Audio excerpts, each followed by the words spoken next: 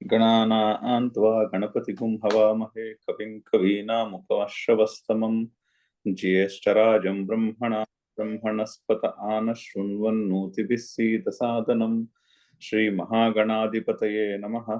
सदाशिवसमारम्भां शङ्कराचार्यमध्यमाम् अस्मदाचार्यपर्यन्तां वन्दे गुरुपरम्पराम्। श्रुतिस्मृतिपुराणानाम् आलयं करुणालयं नमामि भगवत्पादशङ्करं लोकशङ्करं। नारायणं नमस्कृत्य नरं चैव नरोत्तमं देवीं सरस्वतीं व्यासं ततो जयमुदीरयेत्। 41వ శ్లోకం దగ్గర ఉన్నాము. ఒక నిమిషం చదువు.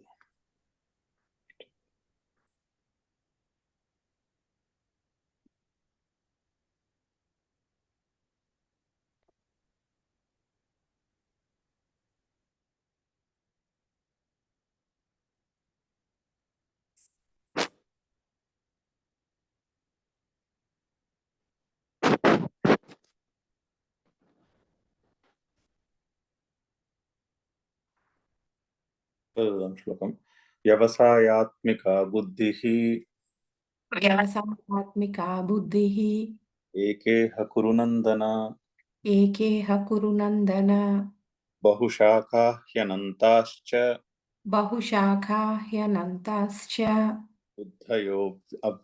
బుద్ధయో వ్యవసాయినాం.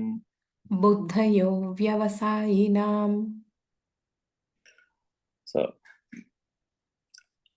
కురునందన, హే అర్జున, వ్యవసాయాత్మిక బుద్ధి అంటే నిశ్చయము కలిగినటువంటి బుద్ధి, అంటే ఫోకస్ ఉన్నటువంటి బుద్ధి. ఇహ ఏకే, ఇక్కడ ఒకటే, ఏకే ఇహ కురునందన, ఓ అర్జున. అవ్యవసాయినాం, బుద్ధి నిశ్చయము లేనటువంటి వాళ్ళకి బహుశాఖాః అనంతాః బుద్ధయః. బహుశాఖాః అంటే బోల్డ్ అన్ని శాఖలు, అనంతములు అయినటువంటివి బుద్ధులు అయినటువంటి, అంటే మనసులో బుద్ధి నిశ్చయము ఉండదు. ఒకదాని నుంచి ఇంకొక దానికి, ఇంకొక దాని నుంచి ఇంకొక దానికి పరిగెడుతూ ఉంటుంది మనసు. అది అవ్యవసాయినాం అంటే ఫోకస్, నిశ్చయము లేకపోవుట. వ్యవసాయాత్మిక బుద్ధి అంటే నిశ్చయమైనటువంటి బుద్ధి ఉండుట. అంటే కర్మయోగమునందు బుద్ధి నిశ్చయము ఒక్కటే, అంటే నిస్సంగత్వముగా కర్మలు చేస్తూ ఉంటారు. తన కర్తవ్య కర్మ ఏదైతే ఉందో అది నిస్సంగత్వముతో చేయుట. ఎందుకు చేయాలి మరి? కోరికల మీద ఆసక్తి లేకుండా కర్మలు ఎందుకు చేయాలి? ఫలము మీద ఆసక్తి లేకుండా కర్మలు ఎందుకు చేయాలి అంటే ఈశ్వరారాధన గురించి చేయాలి. సో ఈశ్వరారాధన బుద్ధితో తను చేయవలసిన పనులు చేస్తూ ఉంటారు. అది వ్యవసాయాత్మిక బుద్ధి. కర్మయోగమునందు ఒకటే,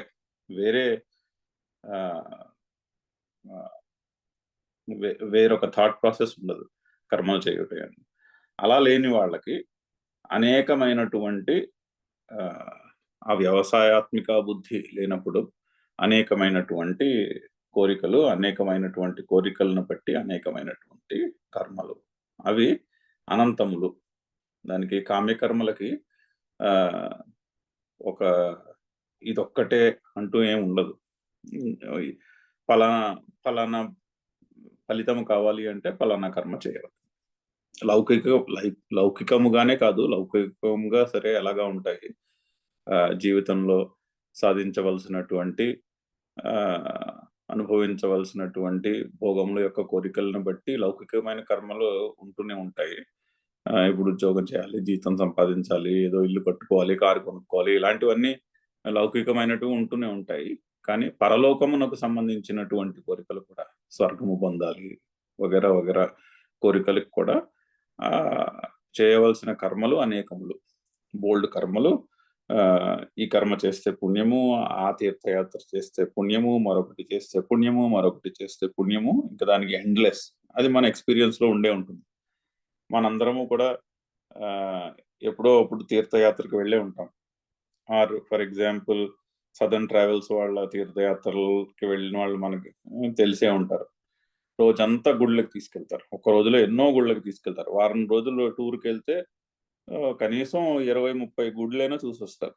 అండ్ అయినా కూడా ఇంకా ఏదో చూడలేదనో, ఆ పలానా గుళ్ళో ఒక పర్టికులర్ కైండ్ ఆఫ్ దర్శనం దొరకలేదనో, ఒక పర్టికులర్ కైండ్ ఆఫ్ అభిషేకమో క్రతునో చేయలేకపోయామనో, అది ఎంత చేసినా కూడా ఇంకొకటి ఏదో చేస్తుంటే బాగుంటుంది కదా అనిపిస్తూనే ఉంటుంది.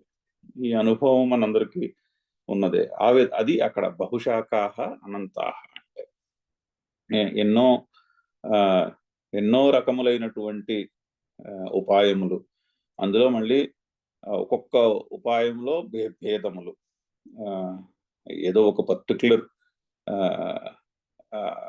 క్రతువు తీసుకున్నా కూడా అందులో బోల్డ్ అన్నట్టు రకరకాలైనటువంటి అనంతములైనటువంటి ఆప్షన్స్ అందులో మళ్ళీ. సో ఆ విధంగా ఉంటుంది.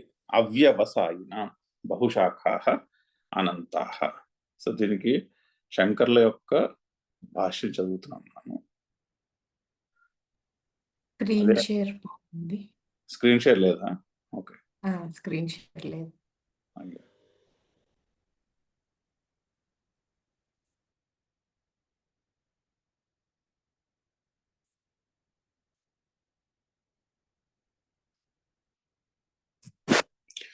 శంకర్ల భాష్యం చదువుతున్నాం మనము. ఆల్మోస్ట్ సెకండ్ హాఫ్ లో ఉన్నాం పారాగ్రాఫ్ లో. సో ప్రమాణజనిత వివేక బుద్ధి నిమిత్తవశాత్ చ ఉపరతాసు అనంత భేద బుద్ధిషు సంసార అపి ఉపరమతే. సో అయితే ఈ మనసులో ఉన్నటువంటి భేద బుద్ధులు అవి భేద బుద్ధులు పోతే సంసారం కూడా ఉపరమిస్తుంది. భేద బుద్ధుల యొక్క ఉపశమనము కలిగితే సంసారానికి కూడా ఉపశమనం కలుగుతుంది అంటున్నారు. అంటే ఏ విధంగా జరుగుతుంది అంటే ప్రమాణజనిత వివేక బుద్ధి నిమిత్తవశాత్. ప్రమాణజనిత ఒక చక్కని ఆలోచన పద్ధతితో పుట్టినటువంటి వివేకము. సో ఏది నిత్యము, ఏది అనిత్యము, ఏది ఆత్మ, ఏది అనాత్మ అనేటటువంటి వివేక బుద్ధి నుండి పుట్టినటువంటి ఆలోచనతో అనే వివేకము నుంచి పుట్టినటువంటి వ్యవసాయాత్మిక బుద్ధి నిశ్చయము వలన ఉపరతాసు అనంత భేద బుద్ధిషు. ఆ బుద్ధి నిశ్చయము కలిగినప్పుడు ఇంక ఇన్ని రకాల ఆలోచనలు తొలగిపోతాయి. ఒకటే ఆలోచన, నిస్సంగత్వముతో తన కర్తవ్యము ఈశ్వరారాధన బుద్ధితో చేయుట. ద్వంద్వ ప్రహాణ పూర్వకం అని ముందు శ్లోకం దగ్గర చెప్పారు. ద్వంద్వములను నిరాకరించి ఈశ్వరారాధన బుద్ధితో తన కర్తవ్యమును చేయుట. అదే అటువంటి బుద్ధి నిశ్చయం కలగాలి. అది కూడా ప్రమాణ జనిత వివేక బుద్ధి నిమిత్తము. అంటే చక్కని ఆలోచన. ఇప్పుడు శంకర్లు ఎక్స్ప్లెయిన్ చేసినట్టు జీవితంలో శోకమోహములకు కారణము అజ్ఞానము అని, ఆ అజ్ఞానమును తొలగించుటకు అజ్ఞానం అంటే నేను ఫలానా, ఇది నాది అనేటటువంటి ఒక రాంగ్ ఐడెంటిఫికేషన్ అని తెలుసుకుని, ఓకే ఆ ఐడెంటిఫికేషన్ తప్పు, నా స్వరూపము ఈ శరీరము మనసు బుద్ధి కాదు అనేటటువంటి పరిశీలన. సో అది మనస్సుకు పూర్తిగా అర్థం కావట్లేదు అనుకుంటే, అనుభవానికి రావట్లేదు అన్నప్పుడు కర్మయోగం చెప్తున్నారు. నిస్సంగత్వంతో ద్వంద్వములు నిరాకరించి తన కర్తవ్యము చేసుకోమని చెప్తున్నారు. ఓకే అదే ఇంకా వేరే ఈశ్వరారాధన బుద్ధితో కర్మలు చేయుట. ఒకటే బుద్ధి. అటువంటి బుద్ధి కలిగినప్పుడు ఉపరతాసు అనంత భేద బుద్ధిషు. ఇంకా అనంత భేద బుద్ధులు ఉండవు. అంటే కామ్యకర్మలు చూడండి, కామ్యకర్మలతోనే జీవితం మొదలవుతుంది. కామ్యకర్మలతో జీవితం మొదలైన ఒక స్టేజ్కి వచ్చేసరికి ఆ కామ్యకర్మలు సెటిల్ అయిపోవాలి. ఇంకా చాలు చేసింది, చేయవలసినవేవో చేశాము, అయిపోయింది. ఇప్పుడు భగవద్గీత చెప్తున్నటువంటి, శ్రీకృష్ణుడు చెప్తున్నటువంటి మెసేజ్ని పరిశీలించవలసినటువంటి టైం వచ్చింది అని ఒక స్టేజ్కి వచ్చేసరికి సెటిల్ అయిపోవాలి. సెటిల్ అయిపోతే అప్పుడు ఈ అనంత భేద బుద్ధులు, అనంతములైనటువంటి ఈ ఆలోచనలు, అనంతములైనటువంటి ఆలోచనలను కోరికలను బేస్ చేసుకుని అనంతములైనటువంటి కర్మలు చేయుట అనేది ఆగిపోయి అది ఆగిపోగా అది అలా ఉండగా సంసార అపి ఉపరమతే. అంతే కదా. పాపము పుణ్యము ధర్మాధర్మము, ధర్మాధర్మములే బంధములు అని చెప్పారు ముందు శ్లోక దగ్గర. కర్మబంధము పోతుంది అంటే ధర్మాధర్మముల యొక్క బంధము తప్పించుకోగలుగుతారు. తప్పించుకున్నాము అంటే సంసార అపి ఉపరమతే, సంసారం కూడా అక్కడతో ఉపరమిస్తుంది అని చెప్తున్నా. చదువుదాం ఆ తర్వాత. తాహ బుద్ధయః బహుశాఖాః, బహుశాఖాః అంటే ఆ అవ్యవసాయినాం బుద్ధయః అన్నారు కదా. ఆ వ్యవసాయాత్మికమైనటువంటి నిశ్చయం లేనటువంటి బుద్ధులు అనేకములు. బహుశాఖాః, వ్యవసాయము అంటే తెలుగులో అర్థం వేరు, సంస్కృతంలో అర్థం వేరు. వ్యవసాయాత్మిక బుద్ధి అంటే ఇక్కడ నిశ్చయము కలిగినటువంటి బుద్ధి, ఫోకస్, దానికి వ్యవసాయము అని పేరు సంస్కృతంలో. తెలుగులో వ్యవసాయము అంటే కృషి, అంటే అగ్రికల్చర్. సంస్కృతంలో వ్యవసాయం అంటే అగ్రికల్చర్ కాదు, సంస్కృతంలో వ్యవసాయము అంటే నిశ్చయాత్మకమైనటువంటి బుద్ధి. అది లేకపోగా తాహ బుద్ధయ బహుశాఖాః. బహుశాఖాః అన్నది బహువ్రీహి సమాసము. ఆ సమాసం ఎక్స్ప్లెయిన్ చేస్తున్నారు. బహ్వః చదువుదాం. బహ్వాః శాఖాః యాసాం తాః బహుశాఖాః. సో అనేకములైనటువంటి శాఖలు కలిగినటువంటిది బహుశాఖాః. అంటే ఆ బుద్ధి బహుశాఖాః, బుద్ధికి విశేషణం. అవ్యవసాయినాం బుద్ధి, బుద్ధి నిశ్చయం లేని వాళ్ళ బుద్ధి ఎలా ఉంటుంది అంటే బహుశాఖాః ఉంటుంది. దానికి బుద్ధికి పెట్టినటువంటి విశేషణము. బహుభేదాః ఇత్యేతత్. బహుశాఖాః అంటే అనేకమైనటువంటి భేదాలు అని అర్థము. అనగా ఏమిటో కొంచెం ఎక్స్ప్లెయిన్ చేస్తున్నారు. ప్రతి శాఖా భేదేన అనంతాః బుద్ధయః. సో ప్రతి శాఖలోనూ కూడా భేదములు ఉంటాయి.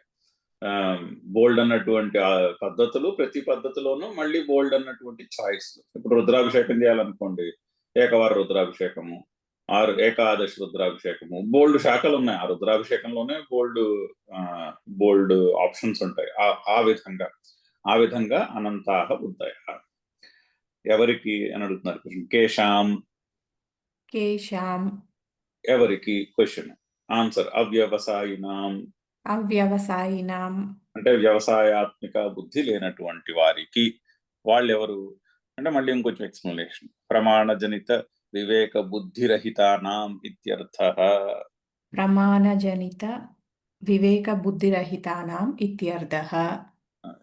సో ఇది ఆ ప్రమాణజనిత అంటే ఒక చక్కని లాజికల్ థింకింగ్ తో పుట్టినటువంటి బుద్ధి లేని వారికి అర్థం. ఇప్పుడు మనం చాలాసార్లు చెప్పుకున్నాము, శంకర్లు చెప్పిన ప్రణాళిక అది ప్రమాణజనితమైనటువంటి ప్రణాళిక.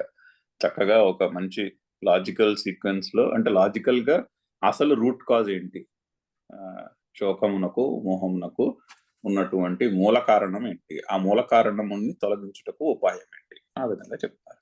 ఐదర్ ఆత్మస్వరూపం అర్థం కావాలి, ఆత్మస్వరూపం అర్థం కాకపోతే ఆత్మస్వరూపము మనసులో నిలుచుటకు యోగ్యత కలగడానికి అంతఃకరణ శుద్ధి చేయాలి. ఆ అంతఃకరణ శుద్ధికి నిస్సంగత్వంతో తన కర్తవ్య కర్మను తను అనుష్ఠించాలి. అది ప్రణాళిక. సో ఆ విధంగా లేనటువంటి బుద్ధి నిశ్చయము అని అర్థము. ప్రమాణజనిత వివేక బుద్ధి రహితానాం ఇత్యర్థః. అయితే గత 4-5 శ్లోకాలుగా కర్మయోగం యొక్క లక్షణాలు చెప్పి ఇక్కడ దాకా దీనికి కర్మయోగ మహిమ ఉపనిషత్ అని పేరు ఈ 4-5 శ్లోకాలకి. అయితే 5 లక్షణాలు చెప్పారు కర్మయోగానికి ఇక్కడ దాకా. ఒకటి, కర్మబంధము నుంచి విముక్తి కలుగుతుంది, కర్మబంధం ప్రహాస్యసి ఒకటి. 2, అభిక్రమనాశః నాస్తి, అంటే మొదలెట్టి ఆపేస్తే ఫలము దొరకకపోవుట అనేది ఉండదు. అంటే ఎంత మేరకు నిస్సంగత్వంతో పనిచేస్తామో అంత మేరకు అంతఃకరణ. సో అభిక్రమనాశ ఉండదు, మొదలెట్టి మానేస్తే ఫలము సిద్ధించకపోవటం అనేది ఉండదు. రెండవది. 3 ప్రత్యవాయం ఉండదు, సైడ్ ఎఫెక్ట్స్ ఉండవు, నెగిటివ్ సైడ్ ఎఫెక్ట్స్ ఏమీ ఉండవు, అనవసరమైనటువంటి ఫలితాలు దొరుకుట అంటే చెడు ఫలితాలు వచ్చుట అనేది ఏమి ఉండదు కర్మయోగ మార్గంలో. ఎంత మేరకు నిస్సంగత్వము చేస్తే అంత మేరకు జీవితంలో ఒత్తిడి ఉండదు, అంత మేరకు మనము చాలా స్కిల్ఫుల్ గా కూడా పనిచేయగలుగుతాం. మహత భయాత్ త్రాయతే, గొప్ప భయము నుండి రక్షించును. అంటే సంసారం యొక్క భయము, జన్మ మరణ ప్రవాహముల యొక్క భయము నుండి రక్షించును మహత భయాత్. అది ఎలా ఉంటుంది? బుద్ధి వ్యవసాయాత్మిక బుద్ధి, ఫోకస్డ్. అర్జునుడికి చేప కన్ను ఒకటే కనిపించినట్టు ఫోకస్డ్ గా ఒక్కటే ఫోకస్, నిస్సంగత్వంతో ఈశ్వరారాధన బుద్ధితో పనిచేయుట, కర్మలు చేయుట, అది అది బుద్ధి నిశ్చయం ఉంటుంది. సో 5 లక్షణాలు చెప్పారు. కర్మబంధం ప్రహాస్యసి, అవిక్రమనాశ నాస్తి, ప్రత్యవాయ నాస్తి, మహతో భయాత్ త్రాయతే, వ్యవసాయాత్మక బుద్ధి. 5 లక్షణాలు చెప్పారు. ఎప్పటిదాకా కర్మయోగం యొక్క లక్షణాలు చెప్పమేంటి, మళ్ళీ వస్తాయి ఇంకా, బట్ మెయిన్ గా 5 పాయింట్లు చెప్పారు గత 3-4 శ్లోకాల్లో. అది అయ్యి టాపిక్ కొంచెం ముందుకెళ్తాను. ఇప్పుడు నెక్స్ట్ వచ్చే శ్లోకానికి ఇంకొకసారి ఈ శ్లోకం చదువుదాము ముందు.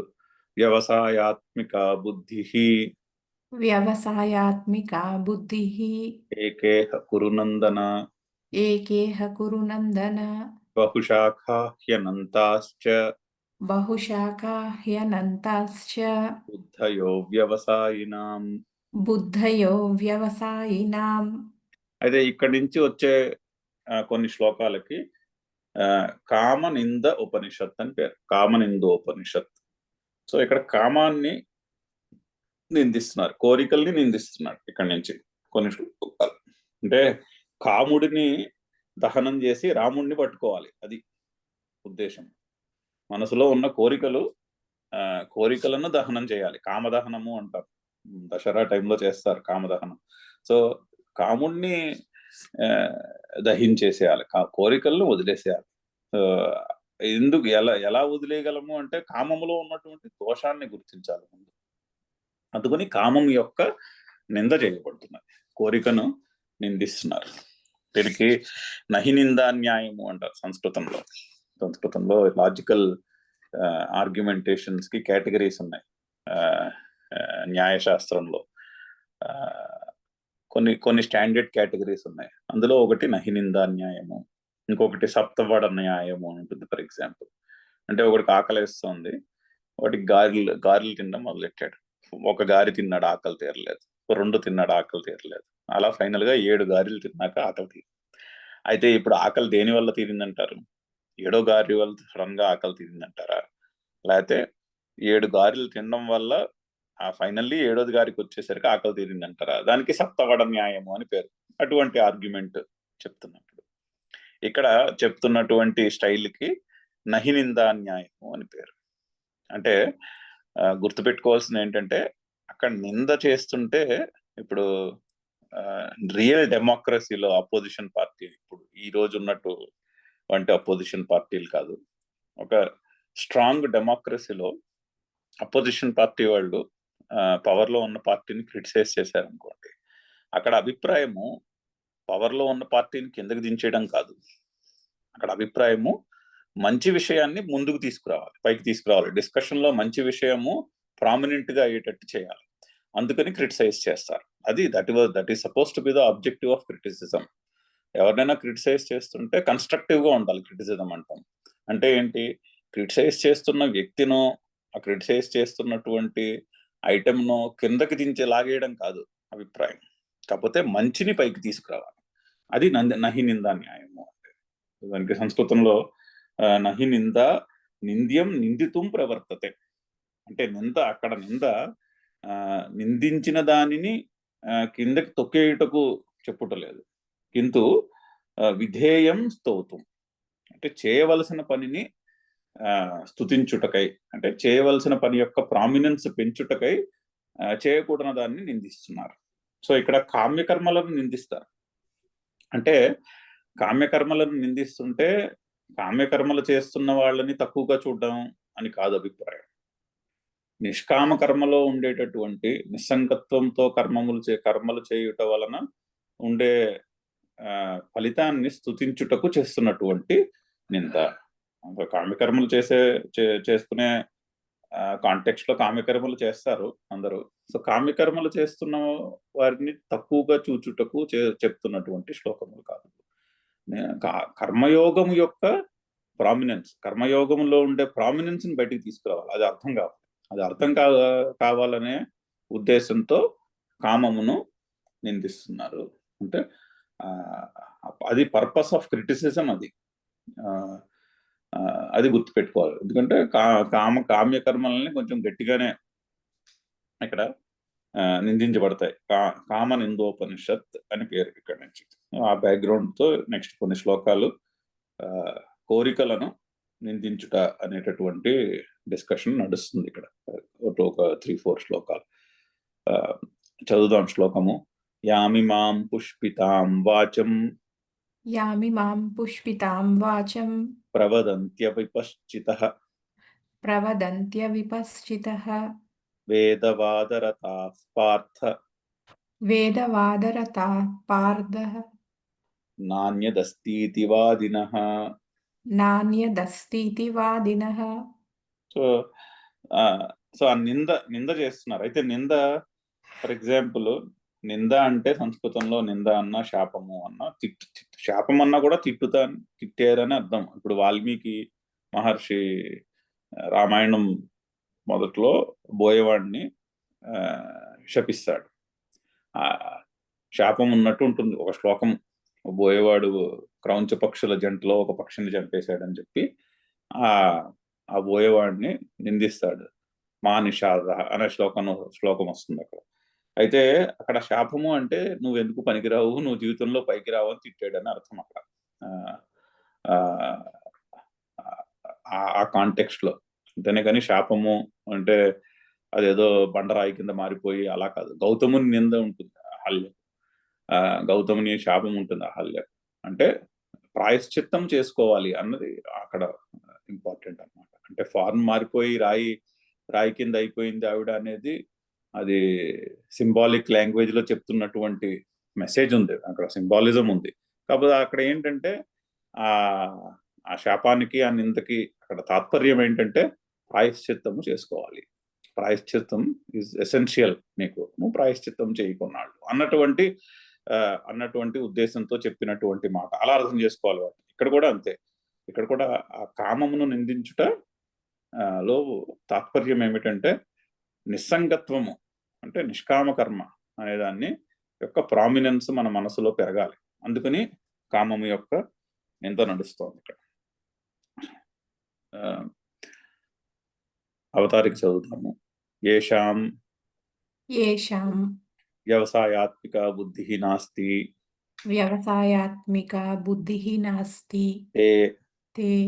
అయితే వ్యవసాయాత్మిక బుద్ధి ఎవరికైతే ఉండదో, ఏషాం నాస్తి వ్యవసాయాత్మిక బుద్ధి, ఎవరికి అయితే ఈ వ్యవసాయాత్మిక బుద్ధి నిశ్చయము ఉండదో వారికి ఎలా ఉంటుంది, వాళ్ళు చేసే పనులు ఎలా ఉంటాయి అది చెప్తున్నారు. తే వారు పుష్పితాం వాచం ప్రవదంతి, చాలా చాలా అందంగా ఉండే మాటలు, అంటే పుష్పించినటువంటి చెట్టు వలె అందంగా కనిపించే మాటలు మాట్లాడతారు. అయితే పద విభజన చూస్తే యాం ఇమాం పుష్పితాం వాచం ప్రవదంతి అవిపశ్చితః వేదవాదరతాః పార్థ నా అన్యత్ అస్తి ఇతి. నా అన్యత్ అస్తి ఇతి, నాన్యదస్తి ఇతి వాదినః. వాళ్ళు ఎవరికైతే బుద్ధి నిశ్చయం ఉండదో వాళ్ళు పలికే పలుకులు ఇలా ఉంటాయి. హే పార్థ, ఓ అర్జునుడా, వేదవాదరతాః అంటే వేదములో ఉండే వాదములను యందు ఆసక్తి కలిగిన వారు. సో వేదములో ఉండే వాదములు వేదవాదముల యందు ఆసక్తి కలిగిన వాడు వేదవాదరతః. దాని బహువచనము వేదవాద రతాహ, రామ రామో రామాహ లాగా. సో వేదవాద రతాహ అంటే వేదములో ఉండే వాదములు అంటే ఏంటి? వేదంలో వాదములు ఉంటాయి అంటే ఉంటాయి. వేదంలో ఉండే వాదములు ఎలా ఉంటాయంటే అడ్వర్టైజ్మెంట్లలో ఉంటాయి. వాటికి అర్థవాదములు అని పేరు. వాటిని అర్థవాదం అంటారు. అంటే ఇప్పుడు ఫర్ ఎగ్జాంపుల్ మనం దాన్ని ఏమంటారు, కోల్గేట్ టూత్ పేస్ట్ యొక్క యాడ్ చూసామనుకోండి. ఆ కోల్గేట్ టూత్ పేస్ట్ వాడితే ఇంకేముంది, పళ్ళు నిగనిగా మెరిసిపోతాయి అనే యాడ్ వస్తుంది. అంటే అది లిటరల్ గా తీసుకోం కదా, అది లిటరల్ గా తీసుకోకూడదు. కాంప్లాన్ తాగితే పొడిగైపోతారని యాడ్ చూపిస్తుంది. లిటరల్ గా తీసుకుంటారు ఏంటి, అది లిటరల్ గా తీసుకోవాల్సినటువంటి వాక్యం కాదు. దాంట్లో ఉద్దేశం ఏంటంటే కాంప్లాన్ ఆరోగ్యానికి మంచిది, అలాగే కోల్గేట్ దంతములకు మంచిది, దంతముల యొక్క ఆరోగ్యమునకు మంచిది. అంతేనే గాని వాడు అడ్వర్టైజ్మెంట్ లో చూసినట్టు లిటరల్ గా అవుతుందని కాదు కదా. అది మన అందరి అభిప్రాయంలోనూ ఉన్నది. వాడు అడ్వర్టైజ్మెంట్ లో చూసినట్టు చెప్పినట్టు ఏమి అవ్వవు. ఓకే, కాకపోతే ఆ వస్తువు మంచిది అనే ఉద్దేశంతో చెప్పినటువంటి ఎగ్జాజరేటెడ్ మాట అది. అది దానికి వేదంలో కూడా అటువంటివన్నీ ఉంటాయి. వేదముల్లో, పురాణాల్లో కూడా వేదంలో ఉంటుంది, అది ఆ స్టైల్ ఉంది. దానికి అర్థవాదము అని పేరు. ఇప్పుడు ఫర్ ఎగ్జాంపుల్ సత్యనారాయణ వ్రతం ఉందనుకోండి. సత్యనారాయణ వ్రతం అయిపోయిన తర్వాత కథలు ఉంటాయి. ఆ కథలన్నీ అర్థవాదం. అంటే ఎలా ఉంటాయి కథలు? అతనెవడో ఒకతను సత్యనారాయణ వ్రతం చేయకుండా పడవెక్కి సముద్రంలో తన వ్యాపారానికి వెళ్తే పడవ మునిగిపోతుంది. వెళ్దాం అనుకుంటే అప్పుడు వాళ్ళ భార్య చెప్తుంది, ఇదిగో నువ్వు సత్యనారాయణ వ్రతం చేస్తా అనుకుని చేయలేదు, అందుకని అలా అయింది. ఆయన అప్పుడు ఓహో అదేదో అయ్యో మర్చిపోయాను నేను, నన్ను క్షమించు, సత్యదేవ నన్ను క్షమించు, నేను సత్యనారాయణ వ్రతం చేస్తున్నాను అని సత్యనారాయణ వ్రతం చేసి ఆ ప్రసాదం తిని వెళ్తాడు. అప్పుడు అతను పడవ మళ్ళీ తేలేదు, పడవ అక్కడ కనిపిస్తుంది. అంటే అది అలా లిటరల్ గా తీసుకోమని కాదు అక్కడ అర్థం కథలో. ఆ కథలో భావం ఏంటంటే సత్యనారాయణ వ్రతం చేయటం మంచిది, అంతే, అంతవరకే. అంతేనే గాని ఆ లిటరల్ గా సత్యనారాయణ వ్రతం చేస్తే చేయకపోతే అందులో చెప్పినట్టు లిటరల్ గా అటువంటి ఫలితమో ప్రత్యవాయమో జరుగుతుంది అని కాదు. అలా తీసుకోకూడదు. అలా తీసుకుంటే మనకి ప్రిన్సిపల్ అర్థం కాలేదని అర్థం. కాకపోతే అక్కడ ఎందుకు చెప్తున్నారంటే ఓహో సత్యనారాయణ వ్రతం చేసుకుంటే మంచిది, సత్యనారాయణ వ్రతం చేసుకోవడం వల్ల మనకి పరమాత్మ యొక్క అనుగ్రహము లభిస్తుంది అనే ఉద్దేశంతో చెప్పినటువంటి కథ, అంతే తాత్పర్యం, అంతే తీసుకోవాలి వాటిల్లో. అది అటువంటి వాటికి అర్థవాదములు అని పేరు. సో వేద మంత్రాల్లో ఇవన్నీ ఉంటాయి, కామ్యకర్మలకు సంబంధించినవి అన్నీ ఉంటాయి. ఇదేదో కర్మ చేస్తే స్వర్గాన్ని విడిపోతారు అంటే కర్మ చేయటం మంచిది అని అర్థము, అంతే. మిగిలింది అర్థవాదం అంటారు దానికి అంటే దాని ఎగ్జాజరేటెడ్ అడ్వర్టైజ్మెంట్ అనమాట. ఆ కామ్యకర్మకు అడ్వర్టైజ్మెంట్ అది అర్థవాదము అంటే. తప్పేం లేదు. ఇప్పుడు మనం మొత్తం కమర్షియల్ ప్రపంచం అంతా అడ్వర్టైజ్మెంట్ల మీద నడుస్తుంది. ఆ విధంగా వేదంలో కూడా ఆ స్టైల్ ఉంది. దానికి వేదవాదములని పేరు. అది అర్థం చేసుకోవాలి. వేదవాదము అంటే వేదంలో వాదములు అంటే అర్థవాదములు అని పేరు. అర్థవాదానికి షార్ట్ ఫామ్ నేమ్ వాదము అని ఇక్కడ. అయితే అర్థవాదములు యందు ప్రీతి కలవారు, అర్థవాదముల యందు ప్రీతి కలవారు వాళ్ళు ఏమంటారు? నా అన్యత్ అస్తి ఇది వాదన. అంటే దానికంటే వేరొకటి లేదు. అంటే ఇప్పుడు కర్మ మఠులు ఉంటారు. అంటే కర్మల యందు, వైదికమైన కర్మల యందు విపరీతమైన ప్రీతి కలిగిన వారు ఉంటారు. వాళ్ళు ఏమంటారు? నా అన్యత అస్తి, ఇంకెంతకన్నా వేరేదేం లేదు, స్వర్గము కంటే మోక్షము లేదు అని వాళ్ళ థాట్ ప్రాసెస్. అంటే ఈ పుణ్యాన్ని సంపాదించేసి స్వర్గంలో సీటు సంపాదించేసేయాలి, దానికి మించినటువంటి మోక్షం లేదు, అదే మోక్షం అంటే. మీమాంసకులకు మోక్షం అంటే స్వర్గమే మోక్షము, స్వర్గాత్ అన్యత్ మోక్షం నాస్తి, అది ప్రిన్సిపల్. అలాగే కర్మణ అన్యత్ జ్ఞానం నాస్తి, అంటే కర్మ లేకుండా జ్ఞానం ఉండదు. అంటే ఒక పర్టికులర్ కామ్యకర్మకు సంబంధించిన జ్ఞానమే ఉంటుంది. జ్ఞానం అంటే ఓకే, ఈ కామ్యకర్మ చేస్తే ఈ సంభారాలన్నీ ఏర్పాటు చేసుకోవాలి, ఈ మంత్రాలు చదవాలి, ఈ లిస్టులో ఈ ప్రాసెస్ లో చేయాలి, ఇది వరుస, ఇలా హవిస్సు వేయాలి, ఇటువంటి హవిస్సులు తీసుకురావాలి అని దాని ప్రాసెస్, అదే జ్ఞానము వాళ్ళకి. ఇంకా ఇలా చేస్తే పుణ్యం వస్తుంది, అంతే, అది జ్ఞానం. అంతేనే గాని ఇక్కడ భగవద్గీతలో చెప్తున్నట్టు కర్మకు సంబంధము లేనటువంటి జ్ఞానం అంటూ ఉండదు. ఇక్కడ అలా చెప్పట్లేదు కదా. ఇక్కడ కామ్యకర్మలు ఒక్కటే జ్ఞానం అని చెప్పట్లేదు. ఇన్ఫాక్ట్ అది అజ్ఞానం అని చెప్తున్నారు, ఆపోజిట్ చెప్తున్నారు. సో కర్మణః అన్యత్ జ్ఞానం నాస్తి, స్వర్గాత్ అన్యత్ మోక్షం నాస్తి అని చెప్తారు ఈ వేదవాదరతాః. వేదముల యందు ఉన్నటువంటి అర్థవాదముల యందు ప్రీతి కలిగినటువంటి వారు ఇక్కడ చెప్తున్నటువంటి కర్మలు చేసి ఇక్కడ చెప్తున్నటువంటి ఫలములు సాధించుట కంటే వేరొకటి లేదు. అంతే ఉన్నది. నా అన్యదస్తి ఇది వాదినః. ఇప్పుడు సమాజంలో కరెంట్ రిలీజియన్ కూడా అలాగే ఉంటుంది. మీరు రిలీజియన్ లో చూస్తే ఈ లక్షణం కనిపిస్తుంది బాగా. బోల్డన్ కర్మలు చేసి బోల్డంత పుణ్యం సంపాదించేయాలి, అంతే. అంతకు మించి వేరేదేం లేదు. ఈ లైఫ్ యొక్క ఆబ్జెక్టివ్ అలా అంతేనా అన్నట్టు ఉంటుంది. సో అది అలా ఉంటారు వేదవాదరతాః. అక్కడ శ్రీకృష్ణుడు చెప్తున్నటువంటి మాట ఆయనే చెప్తున్నాడు డైరెక్ట్ గా. వేదవాదరతాః నా అన్యదస్తి ఇది వాదినః. వాళ్ళే పైగా వాళ్ళు ఏమంటారు, యాం ఇమాం పుష్పితాం వాచం ప్రవదంతి. యాం ఇమాం అంటే ఇప్పుడు చెప్పబోతున్నాడు ఆయన. ఈ వేదవాదరతులు ఎటువంటి మాటలు మాట్లాడబోతారో నెక్స్ట్ ఒకటి రెండు శ్లోకాల్లో ఆయన చెప్పబోతున్నాడు, ఎగ్జాంపుల్స్ ఇస్తున్నాడు. సో ఇమాం పుష్పితాం వాచం, మంచి వినుటకు రమణీయముగా ఉండేటటువంటి వచనములు పలుకుతారు. అంటే ఓకే, ఇది ఈ అభిషేకము చేస్తే నీకు ఇటువంటి లాభము కలుగుతుంది, ఈ స్తోత్రము చదివేస్తే నీకు ఇటువంటి ఫలితము లభిస్తుంది అనేటటువంటి పుష్పితములైన వాచ్యములు చెప్తారు. పుష్పితాం వాచ్యం అంటున్నట్టు చూడండి. అందులో సజెస్టెడ్ మీనింగ్ ఉంది.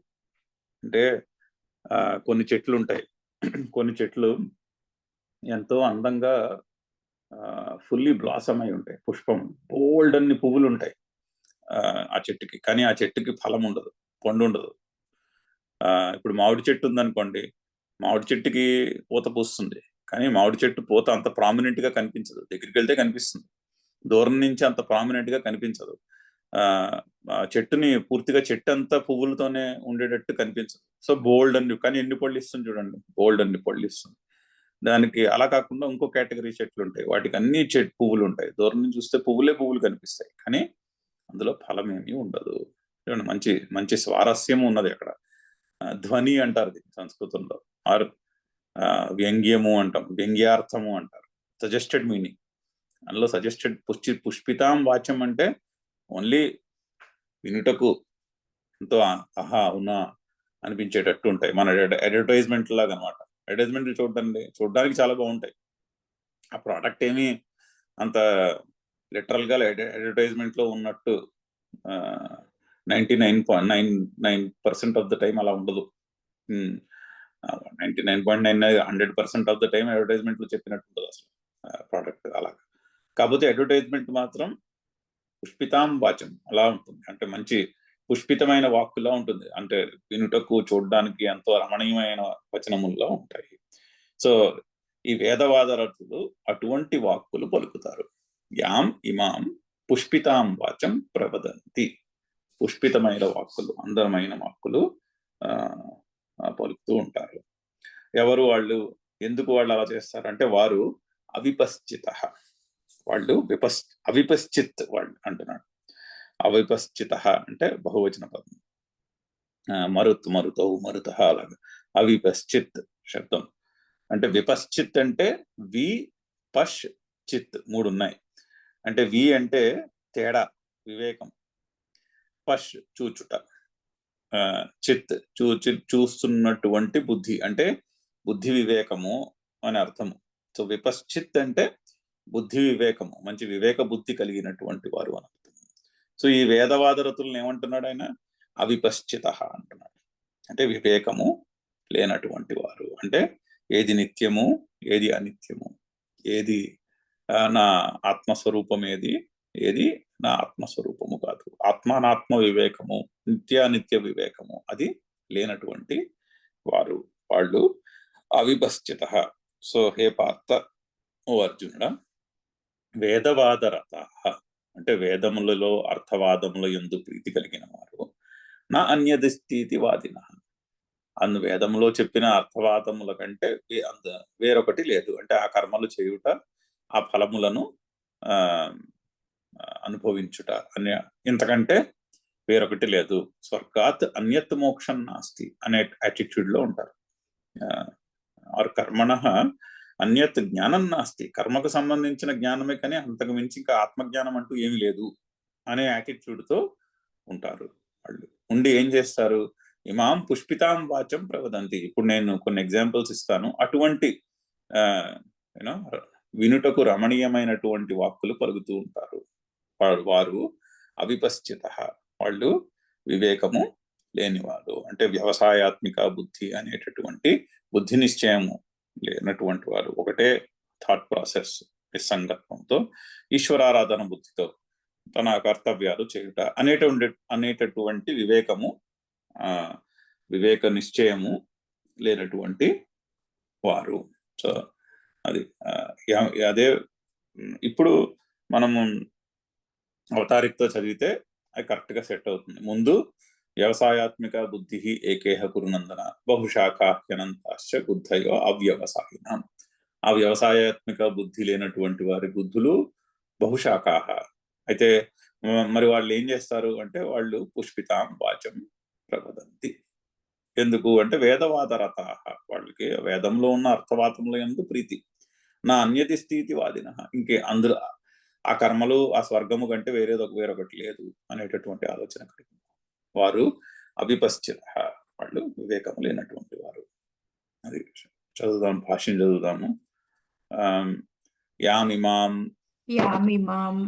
వక్ష్యమాణాం, వక్ష్యమాణాం అంటే చెప్పబోతున్నటువంటి, ఇంక ముందు చెప్పబోతున్నారు ఇప్పుడు. పుష్పితాం అంటే పుష్టిత వృక్ష ఇవ, శోభమానాం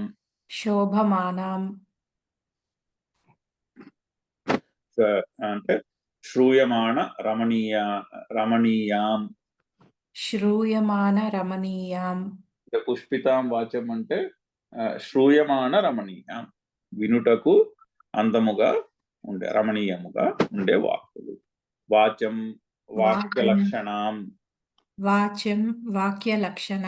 ప్రవదంతి అంటే పలుకుతూ ఉంటారు. అటువంటి వాక్యములు పలుకుతూ ఉంటారు. ముందు చెప్పబోయేటటువంటి, అంటే కొన్ని ఎగ్జాంపుల్స్ ఇవ్వబోయేటటువంటి ఉంటాయి.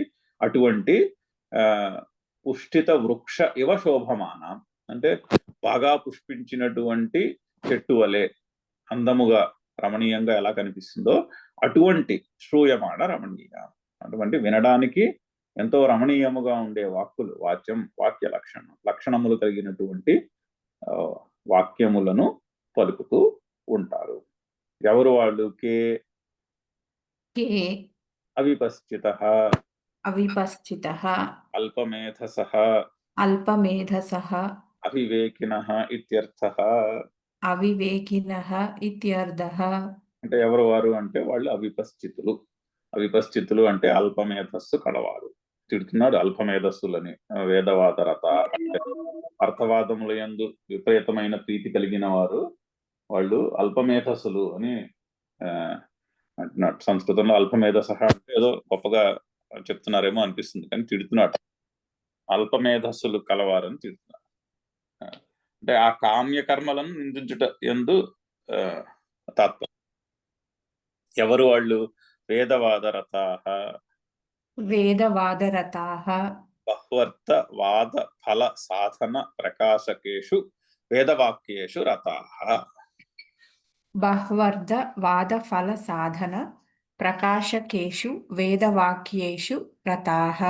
అంటే బోల్డ్ అన్ని అర్థములు, అంటే అర్థములు అంటే సాధించవలసినటువంటి గోల్స్, దాన్ని ప్రకాశింపచేసే దాని యొక్క ఫలము సాధనము. అర్థవాదములు అంటున్నారు అక్కడ. వాటి అర్థవాదములు అంటే ఫలములను ఇచ్చే స్టేట్మెంట్స్ ఏవైతే ఉంటాయో వేదంలో వాటిని ఎగ్జాజరేట్ చేయడం, అటువంటి వాక్యములు. ఫల సాధన ప్రకాశకేషు అంటే అక్కడ తాత్పర్యం ఏంటంటే ఆ ఫలములను, ఆ సాధనములను ప్రకాశింపచేయుట, వాటిని గుర్తుండేటట్టు చెప్పుట, అది అక్కడ తాత్పర్యం. అంటే లిటరల్ గా తీసుకోమని కాదు. ఇగో ఈ ఈ ఈ కర్మ చేస్తే బాగుంటుందయ్యా అని చెప్పడం అనమాట. అటువంటి అనేకములు ఉంటాయి. బహు అర్థవాద ఫల సాధన ప్రకాశకేషు వేదవాక్యేషు, అటువంటి వేదవాక్యములు యందు రతాః, ప్రీతి కలిగినటువంటి వారు, వాళ్ళు వేదవాద రతాః. హే పార్థ హే పార్థ న అన్యత్ న అన్యత్ స్వర్గ ప్రాప్త్యాది ఫల సాధనేభ్యః కర్మభ్యః, స్వర్గప్రాప్త్యాది ఫలసాధనేభ్యః కర్మభ్యః, స్వర్గ ప్రాప్తి మొదలగు ఫలములను సాధింపచేసే కర్మల కంటే, కర్మభ్యః పంచమీ విభక్తి బహువచనం, ఆ కర్మల కంటే నా అన్యత్ అస్తి, వేరొకటి లేదు. నా అన్యత్ అస్తి ఇత్యేవం న అన్యత్ అస్తి ఇత్యేవం వాదినః వాదినః వాదనశీలాః. వదనశీలాః. అక్కడ ప్రింట్ మిస్టేక్ ఏమో, వాదనశీలాః వాదనశీలాః. అంటే స్వర్గ ప్రాప్త్యాది ఫలములను సాధించుట కంటే, సాధించడి కర్మల కంటే వేరొకటి లేదు.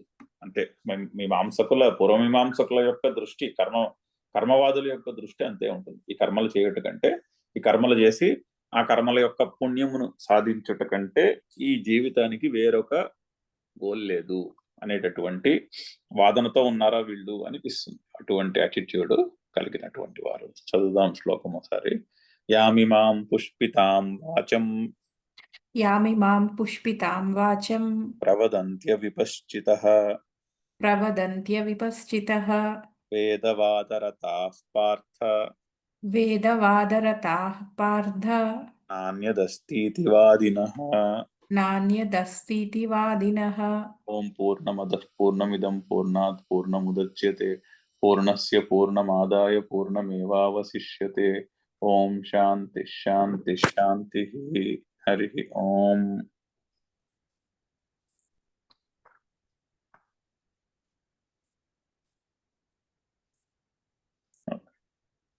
Any questions, comments?